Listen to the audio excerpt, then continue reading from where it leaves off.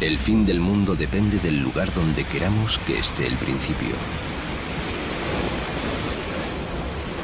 Este promontorio de los celtas nerios, donde los romanos situaron el finis terrae, el fin de la tierra, pudiera ser tanto el fin de un mundo como el principio de otro. El lugar en el que se confunden las nieblas con los presagios y en el que algunos sitúan el inicio de la hermosa y terrible Costa da Morte. Dicen unos que va desde Fisterra hasta la Torre de Hércules. Para otros discurre entre las islas Sisargas y Muros. Podríamos concluir con Torrente Ballester que es una emoción que quizás se deba a la inmensidad de la tierra o a la infinita levedad del alma. Porque esta esquina del mundo es una esquina del alma donde van a nacer las ilusiones y cantan los poetas como José Ángel Valente. Polos meus ollos romeiros, paxaros buscan a mar, barco de neuvas insomnes, acouga mar terminal.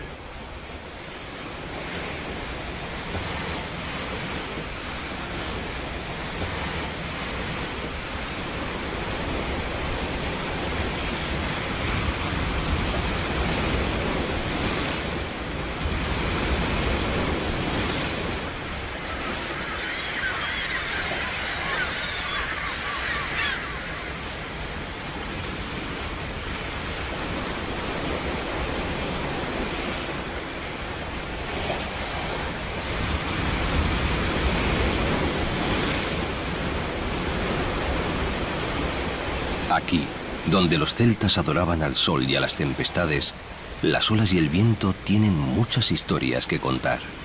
Que este era el Mar Tenebrorum, desde donde los celtas partieron a buscar el paraíso, donde adoraban al sol y a las tempestades. Que esta es la tierra de las tormentas. Tormentas en el mar y tormentas en el corazón de los hombres y mujeres que por aquí han pasado. O cómo el Petonciño y la Centola han destrozado en trágicos naufragios a naves de todo tamaño y nacionalidad que seguían un rumbo equivocado, o que nada podían hacer en su lucha contra los caprichos de un Atlántico embravecido.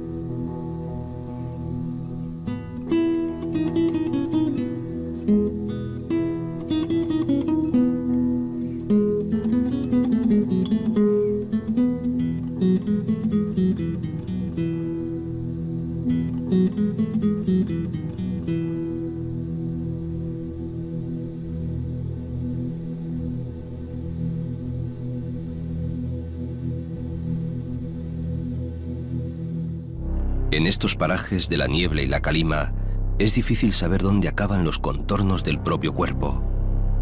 Por eso no es fácil distinguir entre lo real y lo soñado. Dicen, pero quizá no sea cierto, que en la laguna del Ouro, que llaman de Xarxas, hay un pueblo sumergido bajo las aguas.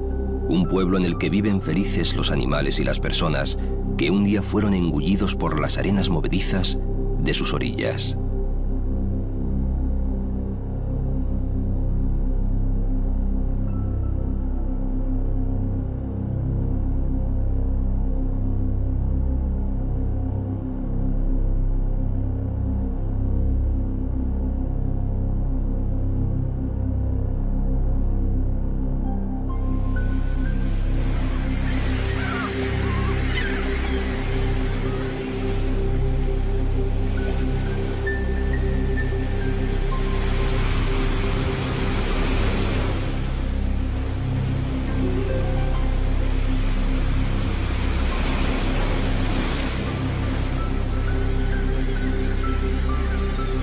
En Carnota, las dunas de su playa alcanzan los 7 kilómetros de longitud.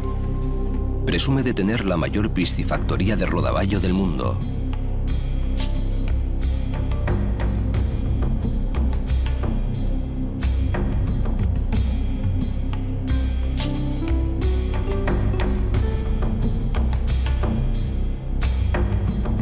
Y el hórreo más largo de Galicia.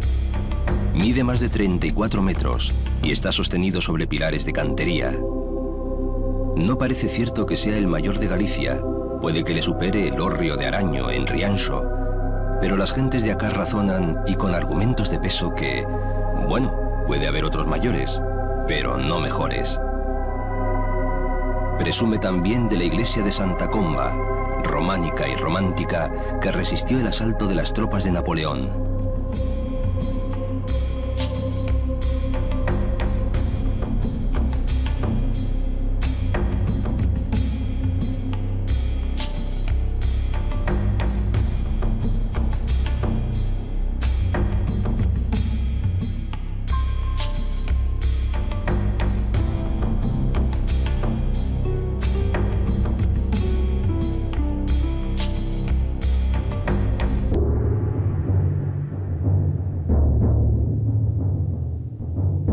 Si los griegos tenían su mítico monte Olimpo, los gallegos, por no ser menos, tienen el monte Pindo, que se entrega bruscamente al mar en uno de los paisajes más impresionantes de esta geografía. Las cumbres se supusieron también habitadas por dioses, y más tarde, bastante más tarde, por maquis. ¿Acaso no son los dioses los guerrilleros de lo imposible? Si antaño la coronaban deidades antiguas, cuyos nombres hemos olvidado, tras la última guerra española fue escondite al lado de los del monte, los guerrilleros republicanos. Así en el cielo como en el agua, igual que el monte Pindo se eleva hacia el cielo, la más espectacular cascada de Galicia se hundía hacia lo más profundo del Atlántico en un pozo de 16 metros de profundidad. Era la cascada de Ézaro, por donde el río Sallas llegaba de Dumbría y se hundía en el Averno. Hoy en día, la magia solo puede contemplarse en algunas fechas señaladas. El misterio se ha convertido en energía eléctrica.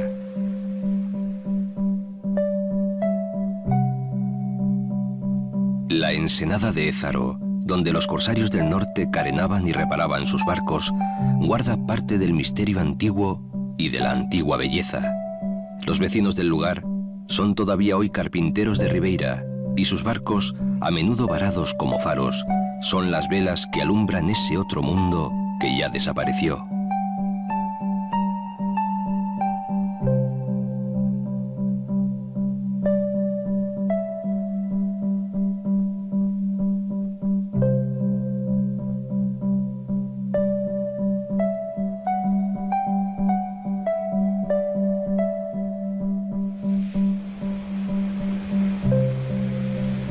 Igual que desapareció bajo las aguas de la playa de Gures, la bella Helena, mujer del capitán del Gran Liverpool, encallado en sus bajos. Cuando el marino vio ahogarse a su esposa embarazada, y a pesar de haberle ganado él mismo el combate a las furiosas aguas, no pudo resistir el dolor y se quitó la vida.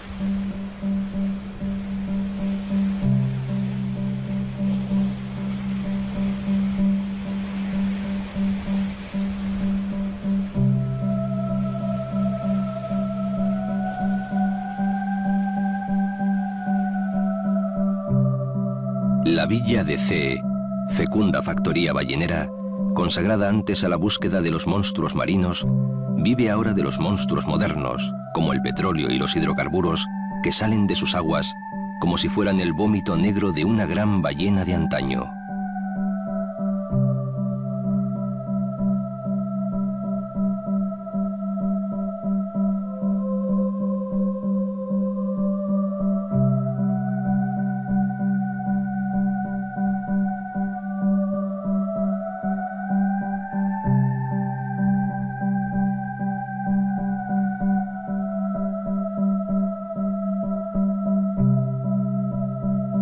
De todo mal la protegió y sigue protegiendo el Castillo del Príncipe, levantado en el siglo XVIII en honor del futuro Carlos IV.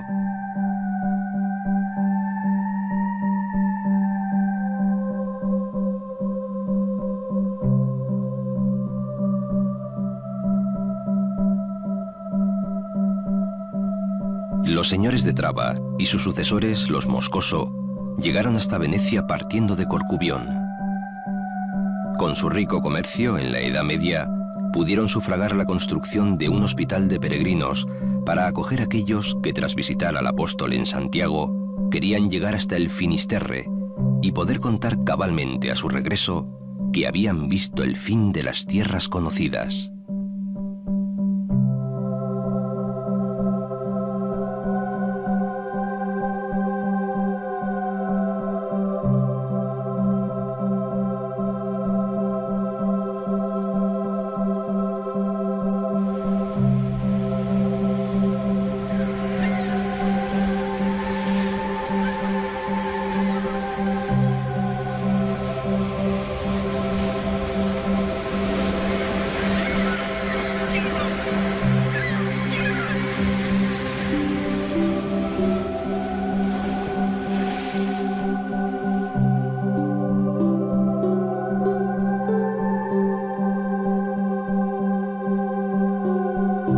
Fisterra se abre con 2 ensenadas de ensueño.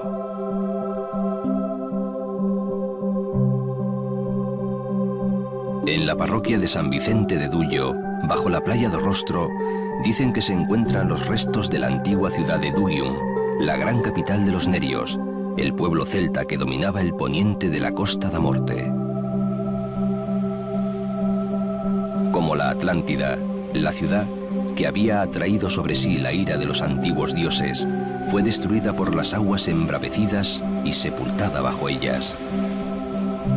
Los estudios geológicos y arqueológicos confirman la existencia de un importante núcleo prehistórico de palafitos y la casi certeza de un desastre natural.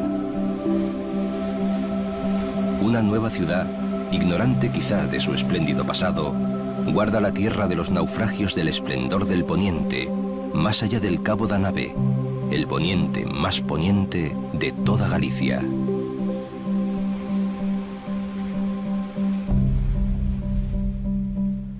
Fue Camilo José Cela quien en Madera de Boj, posando su mirada en esta frontera marítima de Galicia, se convirtió en notario ilustre de la mortal historia de la Costa de la Muerte y dio fe de los naufragios que unen el pasado con el presente, mirando hacia atrás con tristeza y esperanza, porque al tiempo se le puede dar marcha atrás si se mece con inteligencia y con cariño.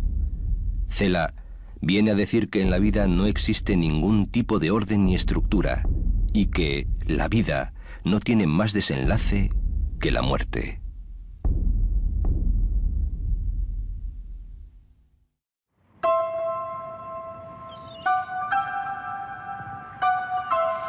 No solo de belleza vive el hombre, pero en Fisterra casi se podría vivir. Si no hemos podido ver cómo le crece la barba y le gotea el sudor al Cristo da Barba Dourada en la iglesia románica de Santa María das Areas, todavía es posible ir a buscar otros prodigios a cualquier callejón de los que bajan al puerto o a la capilla del Buen Suceso en la plaza de Lara Solis.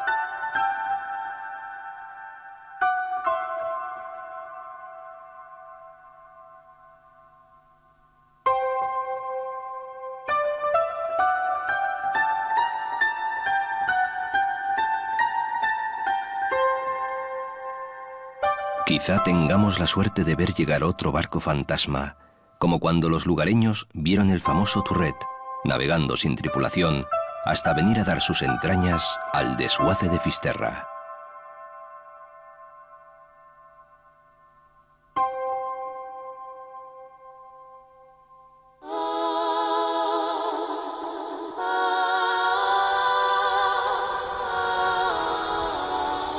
El cabo de Finisterre, señor de las tormentas, es famoso entre los navegantes de todo el mundo por sus peligros.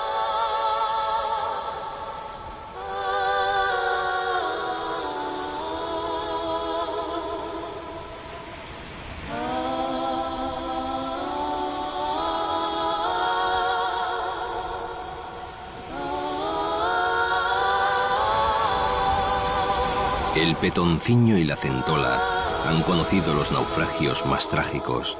Bastaba un simple error de navegación, y a veces ni siquiera eso. Tan solo el capricho del dios del mar Atlántico, enfadado una vez más, con o sin motivo, con los hombres.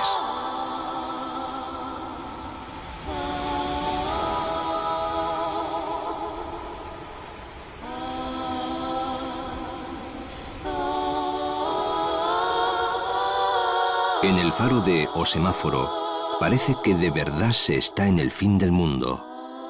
Cuando cae en la niebla o la noche, se oye un estruendo mítico que podría ser mugir de vacas o rebaño de monstruos.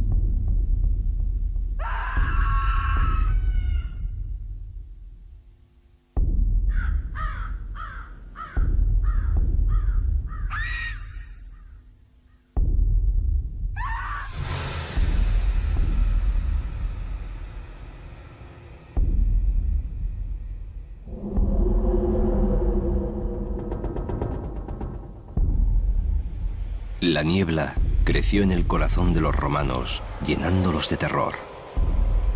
Aquí mismo, el general Décimo Junio Bruto, el Galaico, el primer romano en pisar esta tierra gallega, se espantó al ver cómo el mar engullía al sol. Quizá fueron sus propios miedos lo que vio, y desde entonces bautizaron a este mar como Mar de las Tinieblas, Mar Tenebrorum. Un mar que albergaría todos los monstruos, pero que podía cobijar también el paraíso, puesto que quizá la niebla lo único que hace es permitir que veamos fuera lo que ya está dentro de nuestro corazón.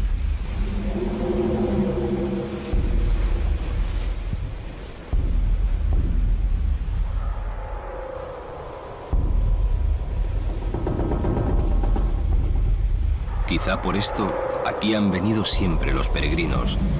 ¿Quién querría perderse, después de adorar al apóstol, la oportunidad de ver el fin de las tierras, de imaginar lo que hay más allá de este mundo y sus limitaciones?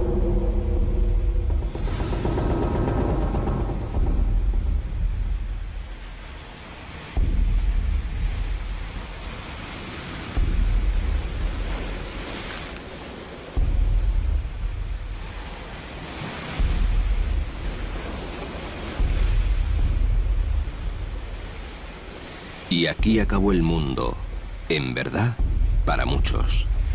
En Ocentolo, un pedazo de mar sanguinario, vagan buscando monstruos y paraísos los fantasmas de 482 marineros ingleses que se hundieron en un temible temporal el 7 de septiembre de 1870. Un poco más allá, pueden encontrarse con los fantasmas de sus antiguos enemigos, marineros españoles que habían sobrevivido al desastre de la Armada Invencible y que pocos años después de aquel lejano siglo fueron derrotados por el mar. Se hundieron 20 barcos y murieron 1.700 hombres. Su comandante, Martín de Padilla, no pudo enfrentarse ya nunca a los ingleses, salvo en este imaginario mundo de mar y sueño en el que no importan los siglos. Un mundo en el que quizá pelean unos fantasmas contra otros, o tal vez se cuentan sus naufragios al amparo del ron que no han tenido tiempo de beber.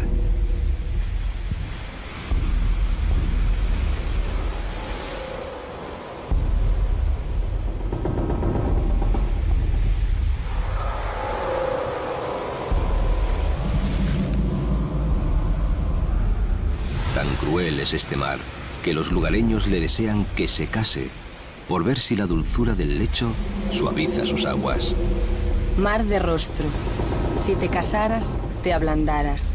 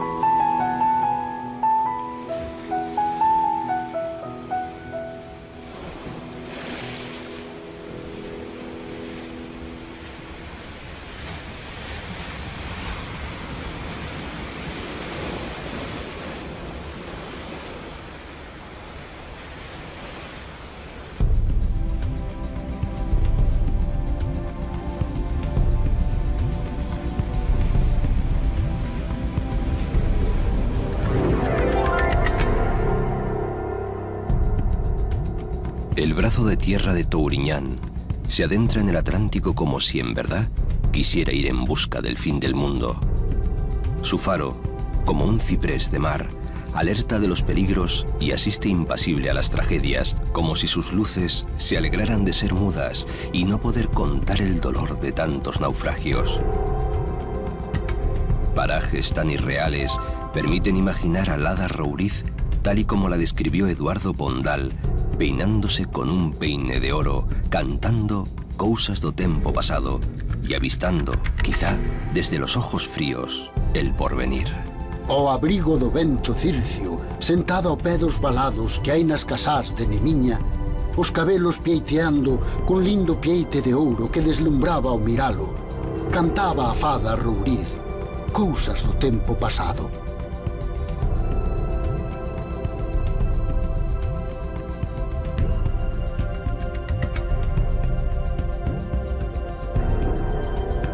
Muxía nació como fundación del monasterio de Moraime en el siglo XII. Destruida por los normandos y más tarde por los piratas sajones, fue restaurado gracias a una donación de Alfonso V, rey de Galicia, que vivió en este lugar durante su niñez y ya no pudo olvidarlo. Decía Rosalía de Castro: Ramo de froles parece, Muxía das altas penas, con tanta rosa espallada, naquela branca ribeira, con tanto carabeliño que reloxean tras areas.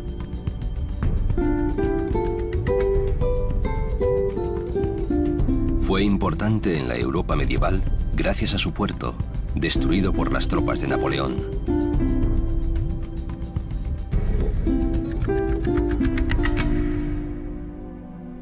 El santuario de Nosa Señora da Barca es el más antiguo de Galicia y quizás el más importante.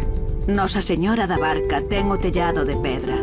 Ben o pudera ter douro, miña virxe, si quixera. Dicen que hasta aquí llegó la Virgen María en una barca para animar al apóstol Santiago en la evangelización de Galicia, que avanzaba muy poco a poco. 3 piedras marcan ritos más antiguos que el cristianismo en este lugar que ya era sagrado para los celtas. La piedra de Avalar es una piedra oscilante en la que quedó convertido el barco de la Virgen. Si un devoto consigue moverla, atrae la buena suerte. Muy cerca, la pedra dos Cadrís sería la vela de la barca. Es curativa. Los reumáticos y los que padecen del riñón pasan por su hueco y esperan quedar curados. Hay una piedra más, que sería el timón del mítico bajel.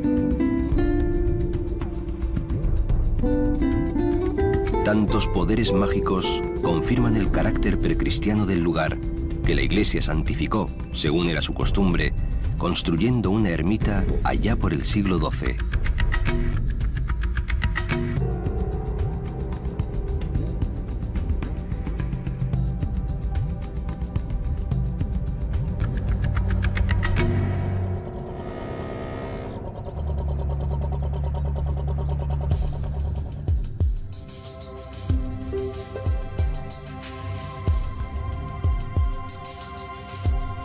Ponte do Porto, hogar de curas, reyes y guerreros, a orillas del Río Grande, al fondo de la ría de Camariñas, donde se mezcla el agua dulce con la salada del mar de Soneira.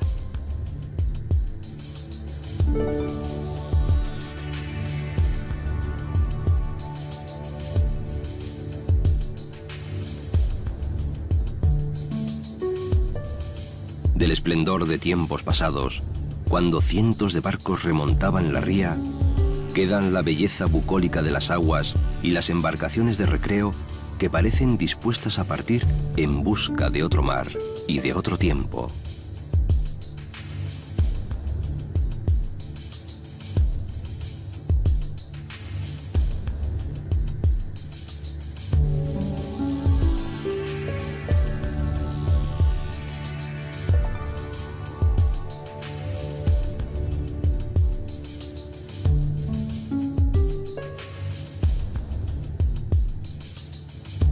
Camariñas presume ante el océano con el trabajo incesante de las palilleiras, las más de 200 artesanas que trabajan el encaje, convirtiendo la villa en el lugar del mundo donde más personas bordan.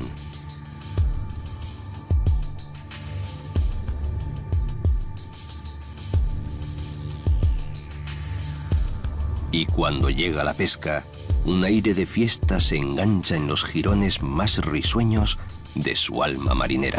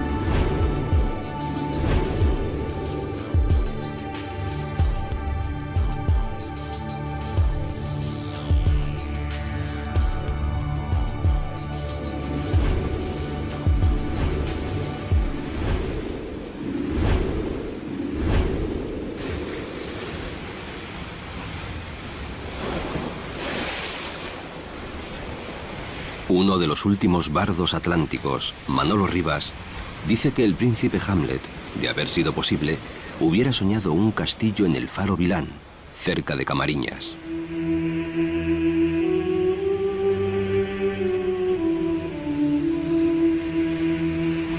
Aseguran que no hay faro en Galicia cuya luz llegue más lejos que la de Vilán. Fue el primero de Galicia con suministro eléctrico, defendiendo a los barcos de las escarpaduras de la costa de Soneira y de los peligros ocultos bajo la espuma lujuriante de las olas.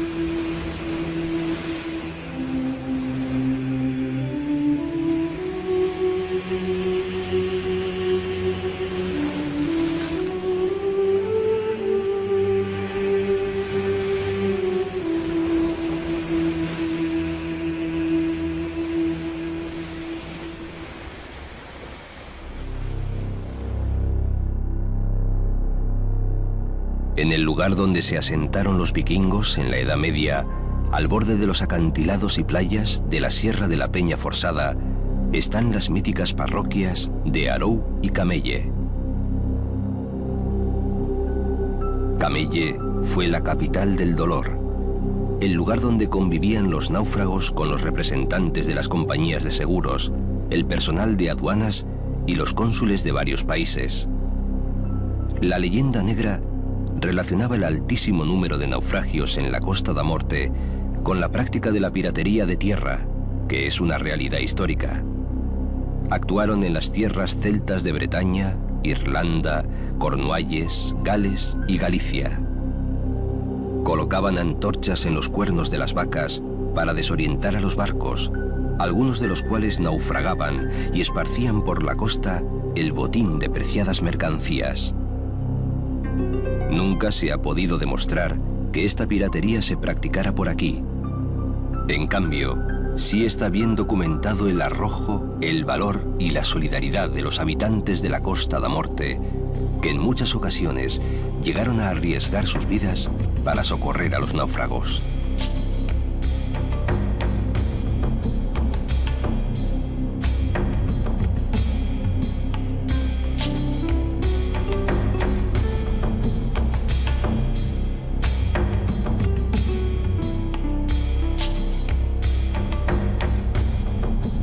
Traba es la antigua corte y hogar de los condes de Trastámara, señores de tierras y hombres desde Ribadeo a Fisterra y artífices de la vida política del Reino de Galicia. En su largo arenal, de más de 3 kilómetros, se realizaban las justas y los juegos de los reyes. Quizá, debajo de sus dunas o su lago, está la pecadora y mitológica ciudad de Valverde, que como Sodoma y Gomorra fue castigada por el apóstol Santiago a ser anegada por las aguas a causa de los pecados de sus habitantes.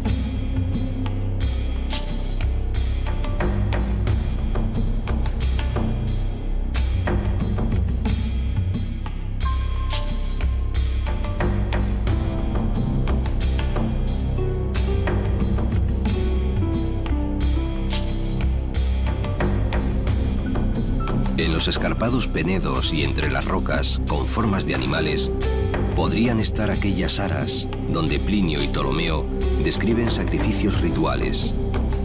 Tan misterioso y fantástico bosque de piedra es, faltaría más, objeto de toda clase de leyendas que hablan tanto de su origen como de sus antiguos habitantes.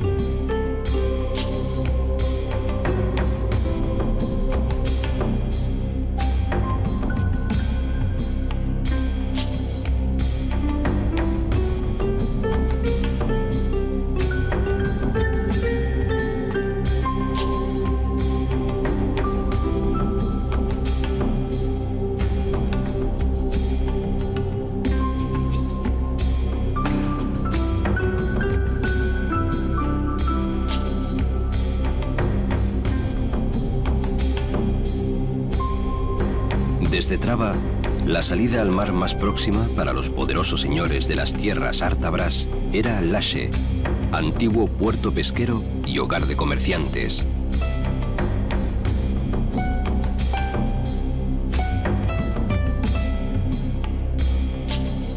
De la Rúa Real a la Casa do Arco se conserva la riqueza medieval de la villa, que siempre fue puerto marinero y minero.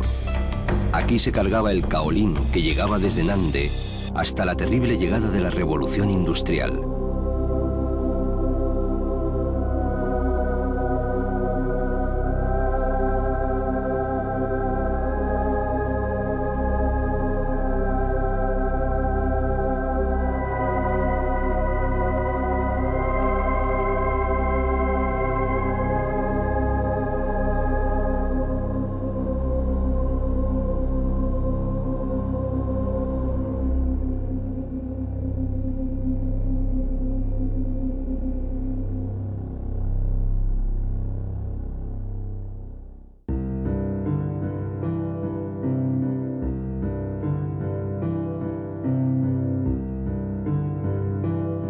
Hay que llegar a Ponteceso y visitar la casa natal del bardo de Bergantiños, figura excelsa del resurgimiento gallego, junto con Rosalía y Curros Enríquez. Su nombre era Eduardo Pondal, y él, y no otro, es el autor del himno nacional gallego. Aquí nació, a orillas del Anllós, en 1835. Eu nacín en agreste soedade. Eu nacín cabo dun agreste outeiro. Para onde o Anllóns, con nobre maxestade, camiña ao seu destino derradeiro. Eu non nacín en vila nin ciudade, mas lonxe do seu ruído lisonxeiro. Eu nacín cabo de pinal espeso. Eu nacín na pequena Ponteceso.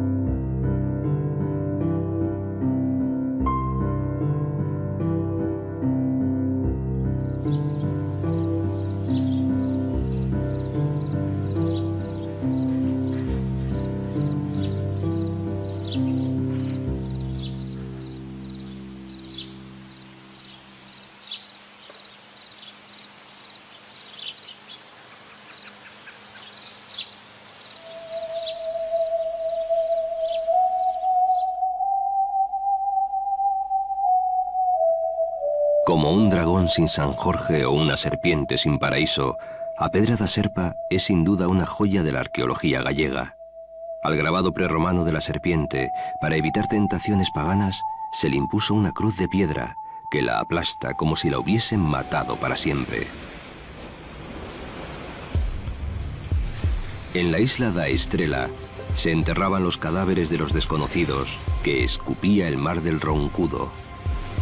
Aquí, los restos del pasado, los cromlechs, los castros e incluso la capilla de la Virgen han acabado uniendo paganismo y cristianismo en una sola y romántica ruina.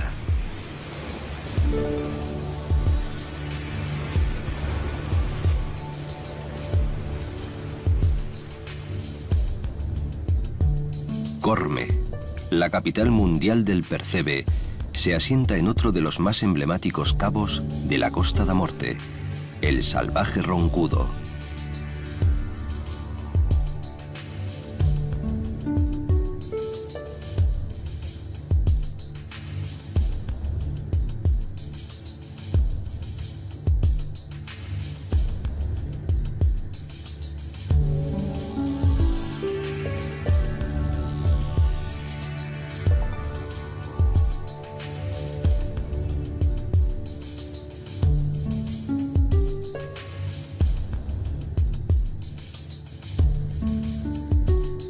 El ronco llanto de las olas, al batir contra la roca desnuda, le ha dado nombre, y las cruces que en él se levantan recuerdan todos los sacrificios humanos, los naufragios y a los percebeiros que perecieron a causa de su valor. Porque es desde esta punta que hombres intrépidos se descuelgan acantilado abajo en busca del percebe, el oro del mar. Y el mar no siempre se deja arrebatar su tesoro.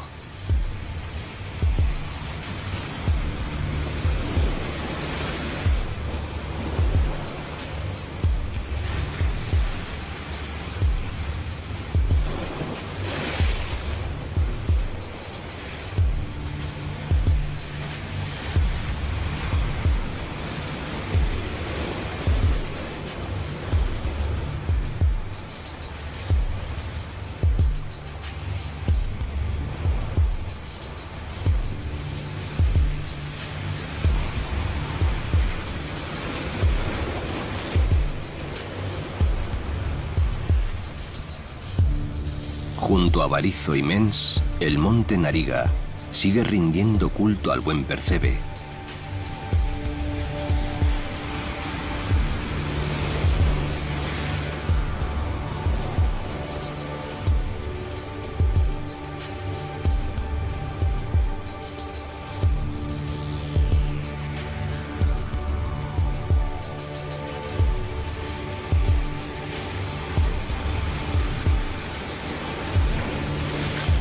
Desde 1955, aquí se yergue este faro en forma de buque que navega por el paisaje, acompañando a los miles de cargueros que surcan la Costa da Morte.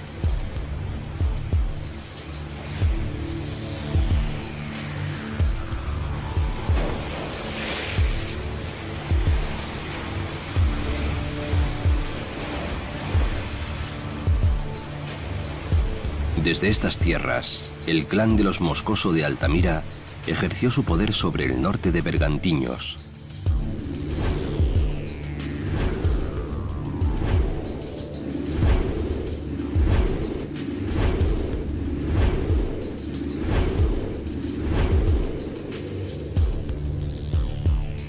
La costa rocosa, defendida por los acantilados, fue antiguo bastión de los celtas y se dice habitada por los mouros, fantásticos personajes subterráneos que reciben tantos nombres en la mitología celta. Por el cabo de Santo Adrián se ven las aves de paso que por miles vuelan hacia las Sisargas. A Eduardo Pondal, el bardo de Bergantiños, se le fue el corazón tras ellas. E van en ringleira gritando e voando en demanda das illas Sisargas. Eu noto reparo. Ah, quen fora como elas tan libre. Libre, como las islas Sisargas, islas desiertas a una milla del cabo de Santo Adrián, frente a Malpica. Ocupadas hoy por las gaviotas, los cormoranes y el farero, que durante 15 días seguidos tiene que permanecer en la isla. Sin embargo, antaño, las tres islas, la Grande, la Chica, Malante y sus islotes, estaban poblados por hombres y mujeres que no temían ni a los corsarios ni a las tormentas.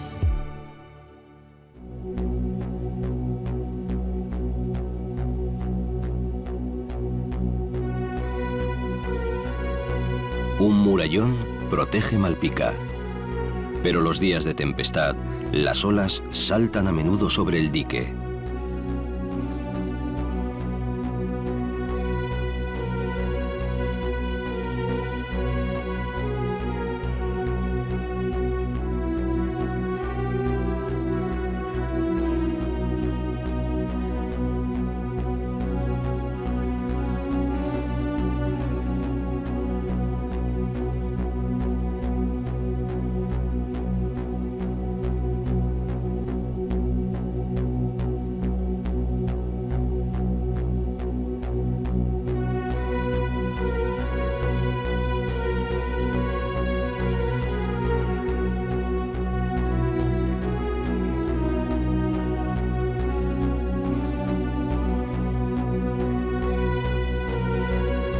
El mar de Malpica es famoso por sus enfados.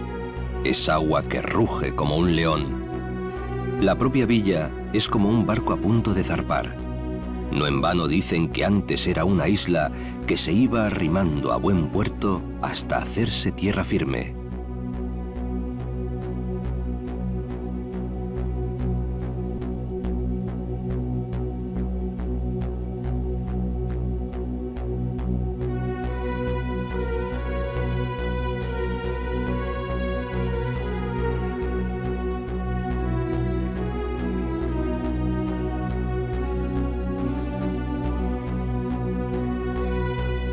Su nombre es antiguo e ibero. Mal significa altura o dominio, y Pica se refiere al monte Atalaya, señor de este istmo. En el siglo XIII ya se la conocía como Puerto Ballenero, propiedad del arzobispado de Compostela, pero en realidad siempre ha sido propiedad un poco del mar y otro poco del viento.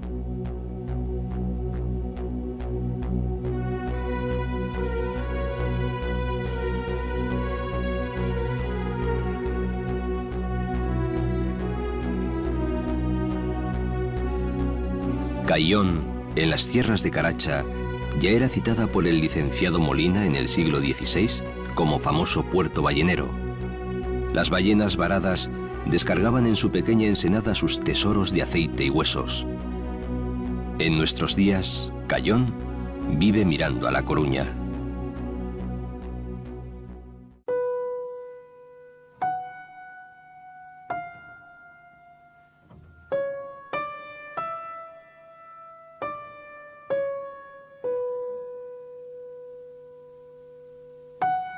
El único faro romano que aún funciona en el mundo, el legendario Faro de Hércules, símbolo de Coruña y de Galicia, levantado, según Alfonso X el Sabio, sobre la cabeza enterrada de Gerión, muerto por el mitológico héroe. Por entonces señalaba el emplazamiento de Brigantium, la ciudad de los Ártabros. Y dicen que aquí se guardaba un espejo en el que se veían todos los mares y todas las costas, el Ler de los celtas.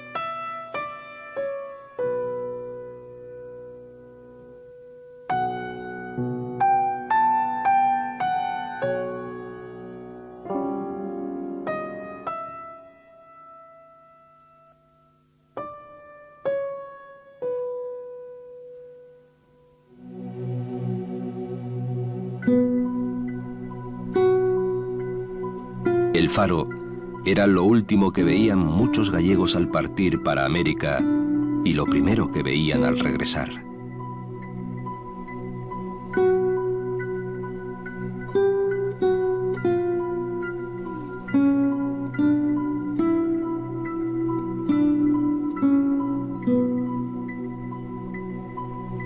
Dice la canción popular: no sé si entrar en La Coruña de noche o hacerlo de día. Y es que A Coruña, que es a cidade por excelencia, es también mucho más que una ciudad. Una filigrana de piedra y cristal entre ensenadas, playas, dársenas y mar. Nadie se cansa de recorrer sus playas sin fin. Riazor, Orzán, Berbiriana y San Amaro, hasta las puertas de Bastiagueiro y la infinita serie de las Mariñas. Puerto de primera categoría en Galicia y en el mundo, por él se fueron y vinieron las gentes y las riquezas de esta tierra. Desde el siglo XVIII, con el Consulado del Mar, Coruña se convierte en Coruña. Sus galerías blancas corren junto al agua intentando apresar las olas con sus ojos. Balconadas con vidrio y celosías de madera, hechas por los carpinteros de los barcos que se han convertido en seña de identidad.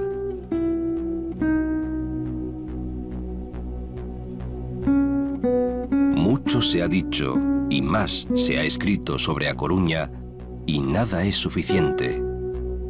Emilia Pardo Bazán, la señora condesa, retrató La Coruña de fin de siglo en una novela, La Tribuna, igual que Clarín descubrió el Oviedo de la Regenta, si acaso con más cariño. Y llamó al bello Jardín de San Carlos, construido entre las murallas medievales, el pequeño square de mi barrio. Hoy su casa es la Real Academia Gallega.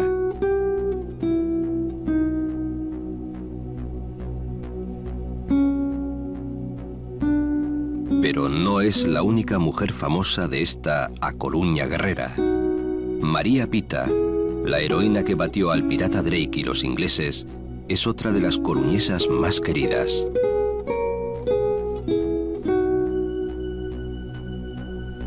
Hay también monumentos a los ingleses amados, hermanos del mismo mar, como la tumba de Sir John Moore, el general inglés herido de muerte en la lucha contra las tropas de Napoleón.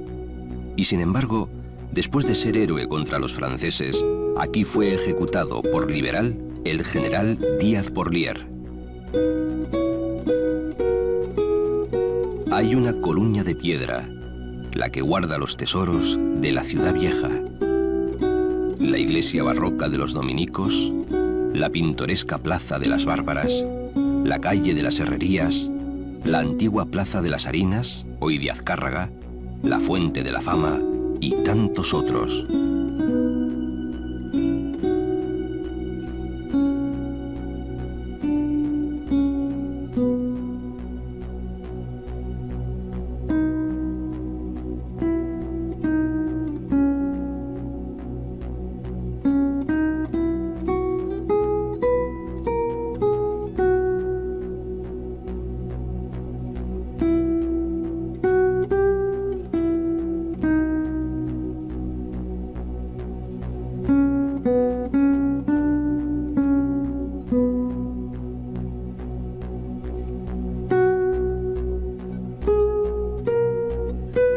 Y hay otra Coruña de agua y de cielo, hija de Hércules, pero sobre todo, hija del mar.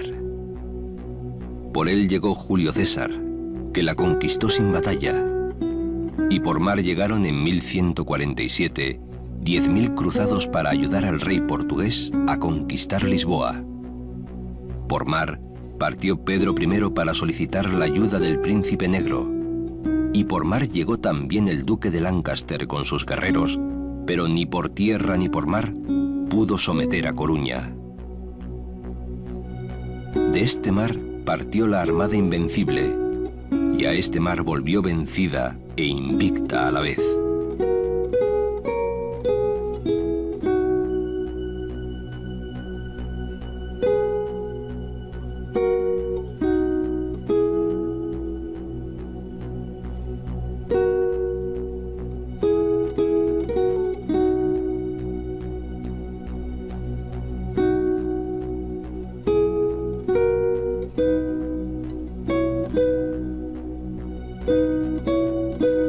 A Coruña es el puerto por donde tantos gallegos partieron a América y por donde siempre soñaron volver.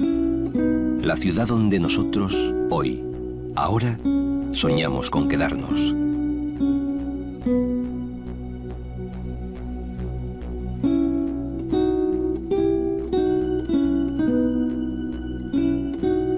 Dicen que no solo de belleza vive el hombre, pero en Galicia casi se podría vivir.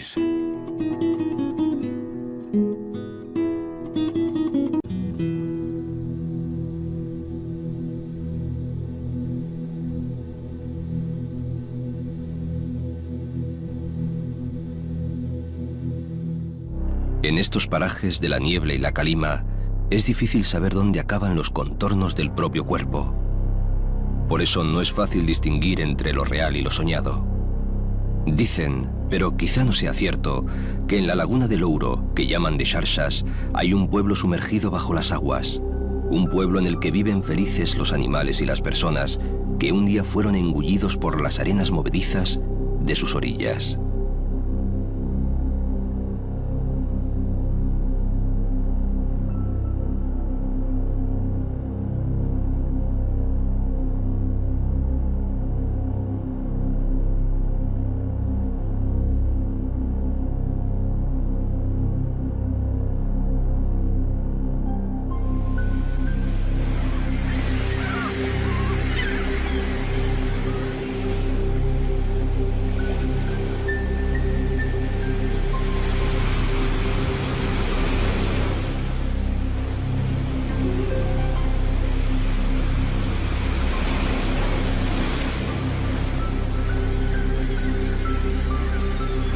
En Carnota, las dunas de su playa alcanzan los 7 kilómetros de longitud. Presume de tener la mayor piscifactoría de rodaballo del mundo.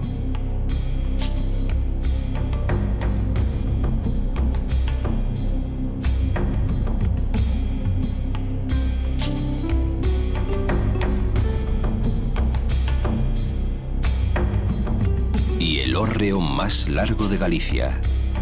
Mide más de 34 metros y está sostenido sobre pilares.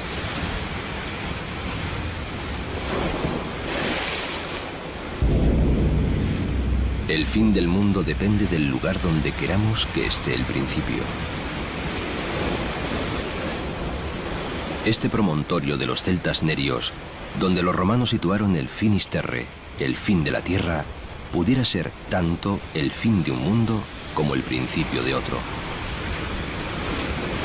El lugar en el que se confunden las nieblas con los presagios y en el que algunos sitúan el inicio de la hermosa y terrible Costa da Morte. Dicen unos que va desde Fisterra hasta la Torre de Hércules. Para otros discurre entre las islas Sisargas y Muros. Podríamos concluir con Torrente Ballester que es una emoción que quizás se deba a la inmensidad de la tierra o a la infinita levedad del alma. Porque esta esquina del mundo es una esquina del alma donde van a nacer las ilusiones y cantan los poetas como José Ángel Valente. Polos meus ollos romeiros, paxaros buscan a mar, barco de neubas insomnes, acouga mar terminal.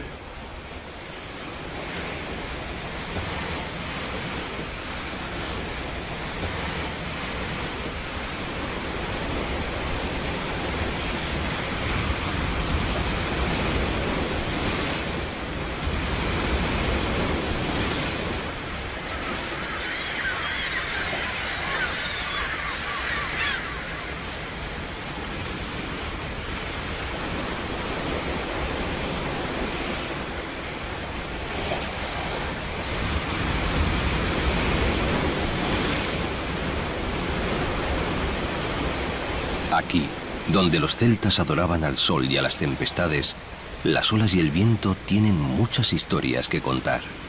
Que este era el Mar Tenebrorum, desde donde los celtas partieron a buscar el paraíso, donde adoraban al sol y a las tempestades.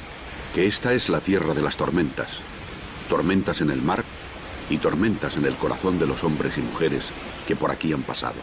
O cómo el Petonciño y la Centola han destrozado en trágicos naufragios a naves de todo tamaño y nacionalidad que seguían un rumbo equivocado, o que nada podían hacer en su lucha contra los caprichos de un Atlántico embravecido.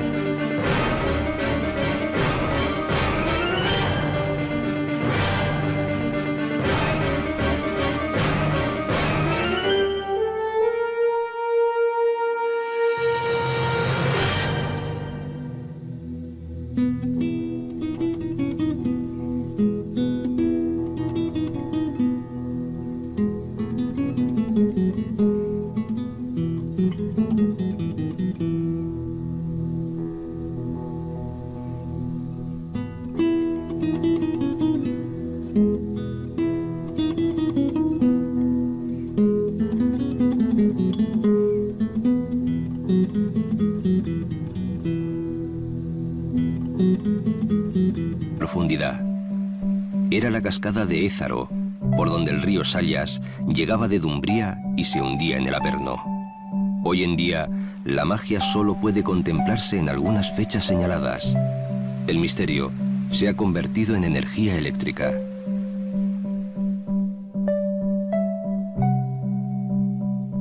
La ensenada de Ézaro, donde los corsarios del norte carenaban y reparaban sus barcos, guarda parte del misterio antiguo y de la antigua belleza. Los vecinos del lugar son todavía hoy carpinteros de Ribeira, y sus barcos, a menudo varados como faros, son las velas que alumbran ese otro mundo que ya desapareció.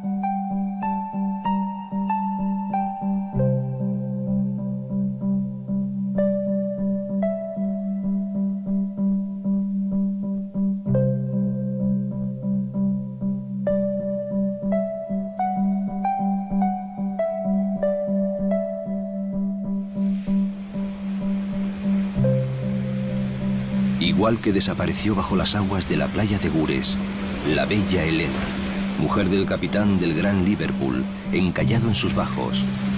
Cuando el marino vio ahogarse a su esposa embarazada, y a pesar de haberle ganado él mismo el combate a las furiosas aguas, no pudo resistir el dolor y se quitó la vida.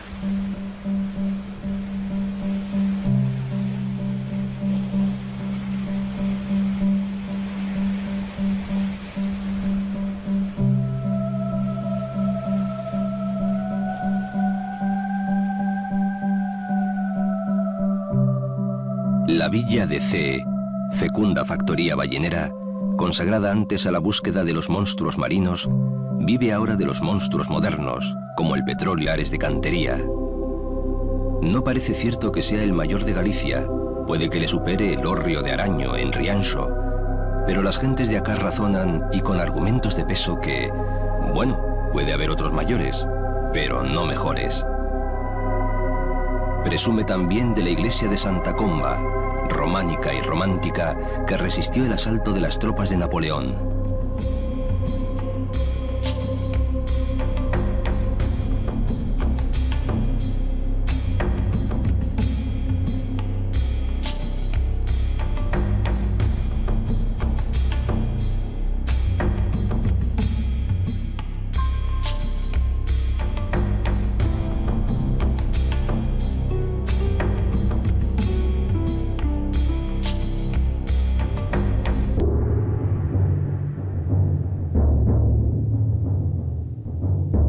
Si los griegos tenían su mítico monte Olimpo, los gallegos, por no ser menos, tienen el monte Pindo, que se entrega bruscamente al mar en uno de los paisajes más impresionantes de esta geografía. Las cumbres se supusieron también habitadas por dioses, y más tarde, bastante más tarde, por maquis. ¿Acaso no son los dioses los guerrilleros de lo imposible?